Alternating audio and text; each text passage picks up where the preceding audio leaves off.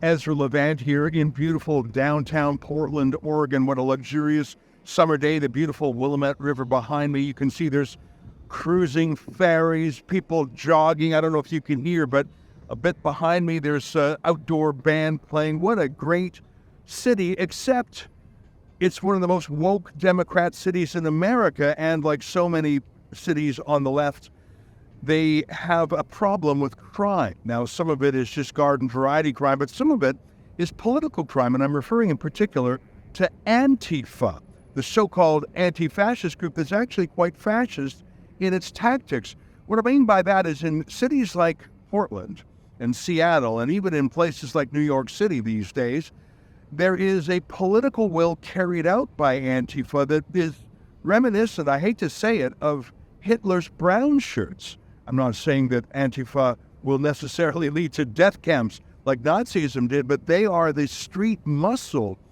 imposing by force the will of the Democrat Party, and in return, the Democrats go easy on them. They don't police them. They don't prosecute them. The way they treat violent Antifa thugs is much different than they would treat, say, a Proud Boys Club or the January 6 Meanders. It's quite something. And I'm here in Portland because there is an amazing trial happening just a block that way in the Multnomah County Courthouse. Andy Ngo, an independent journalist who followed Antifa in this town and would write critically of their violence, he was repeatedly attacked brutally, suffered brain damage, suffered another assault, was smashed into the pavement, was stalked, had things thrown at him, was in genuine fear for his life, had to move to another city. He's fighting back by suing, not just suing Antifa directly as an entity, but suing various members of Antifa that he managed to identify. The courtroom was fascinating in itself. You had 7 lawyers for Antifa and the different Antifa defendants, 7 of them. And there were, I understand, another 5 lawyers watching online, an enormous legal contingent on the part of Antifa. You had the various Antifa thugs in the courtroom, and the thuggery came up several times today. On several occasions, there were security incidents where the courtroom was cleared out. At the very end of the day, the judge said that for security reasons, no phones would be allowed in at all tomorrow, and she reassured the 13 jury members that they had nothing to fear. But even the fact that she had to say that, I found fearful. In fact, it started to remind me a little bit of a trial of the mafia, except for an important difference is when, for example, Rudy Giuliani took on the mafia in New York City, it was a criminal prosecution using the resources of the state. The police and the prosecutors went after the mafia and finally mopped them up in that city, or at least to a large extent. But here, Andy Ngo and his law firm, led by Harmeet Dillon, who was not in court today, that is a civil lawsuit by freedom-oriented lawyers. And that's what's so incredible. The Antifa of Portland have the run of the streets. The police know who they are. They don't arrest them. If ever they do get arrested, they're not prosecuted. The politicians accept it, and so do the media. All the establishment, every force of the establishment winks at Antifa because Antifa enforces what the Democrats want to do. It must be very difficult to be a police officer in places like Portland if you want to fight the bad guys but are told you cannot. Andy Ngo is suing because the police wouldn't protect them. He's not suing the police, but he's suing Antifa. Now, one of the things that Antifa does, obviously, is it hides its identity. They have a style called the black bloc, where they cover themselves from head to toe, including their eyes and their face. They love the masking of the COVID years. And the idea is to make them indistinguishable from each other. No markings, no facial recognition, everything from head to toe unremarkable, and so they can't be identified. It also has another advantage for them. It gives them courage because they're part of a mob. They're not on their own anymore. They're part of a large riotous force. And that's what we saw today. Andy Ngo described in painful detail how he was stalked punched, beaten, kicked, stalked again on one fateful night in May 2021. And every time he testified to what happened to him, shortly thereafter, they played a closed-circuit surveillance TV camera backing him up. The most shocking was when he finally ran into a local hotel lobby begging for them to call 911. They wouldn't. In fact, they tried to kick him out onto the streets. He testified to how Antifa was braying like demons at the doors, trying to smash their way in. It was terrifying the way he described it. And then one of Antifa's own black bloc types had recorded it from the outside. That's an interesting wrinkle here. Scum! Nazi scum!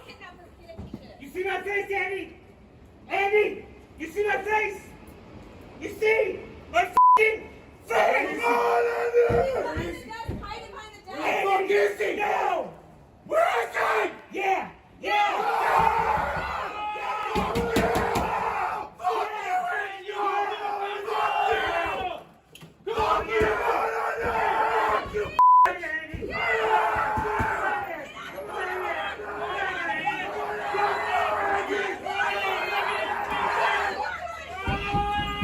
I think that Antifa would have gotten away with a lot more had they not had the hubris to record their crimes in action.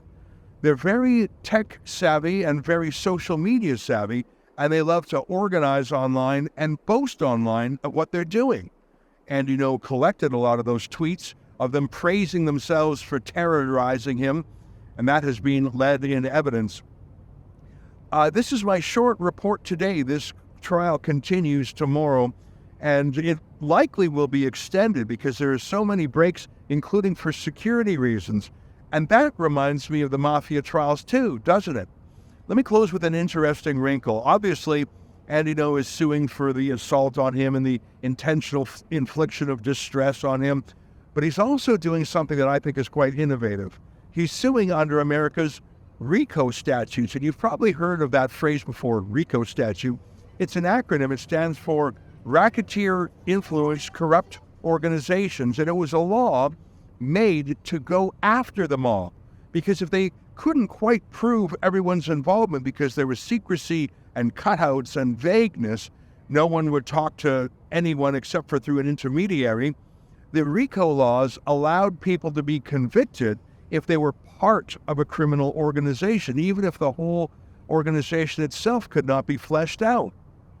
Using the RICO statute to go after Antifa, I think, is brilliant, and I think it really fits.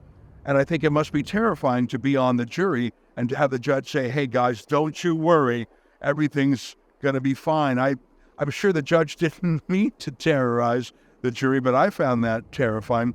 By the way, in countries like Canada and other countries in the world, we have laws similar to the RICO statute. It's called something else. In Canada, it's called criminal organization. And if a group of people get together under a certain organization and have the same markings and commit a crime for the benefit of the group, they can be charged under a criminal organization provision of the criminal code. It'll be very interesting to see how Andy Ngo's prosecution proceeds. Unfortunately, I'm not able to stay here for the duration of the trial, but we'll do our best to cover it. That's another interesting thing. I didn't see any mainstream media in the courtroom, although this is a fascinating matter. Obviously, Antifa takes it very seriously if they have, 12 lawyers on the case. And obviously, the judge takes it very seriously from a security point of view. I think suing Antifa under RICO statutes is an innovation. You'd think it would be of great interest. I promise you, if the shoe was on the other foot, and if it were a victim of a conservative gang, the place would be packed. They'd have to have a larger courtroom for all the media. Pretty much a media blackout here. And that raises another question. Where are all the civil liberties groups? Where are all the groups that stand up for the First Amendment and journalist rights? We heard them squawk when for one day CNN's Jim Acosta was kicked out of Donald Trump's press corps. Oh, it was a heinous offense against the First Amendment. Where are those people here when Andy Ngo was nearly killed by Antifa? Well, it's the silence of the lambs. That's my report for now. I'm going to do a longer report in my paywalled show. It's called the Ezra Levant Show. And to see all my reports that I've done today, you can go to Stop Antifa. stopantifa.com. For all of my reports on this subject, visit stopantifa.com.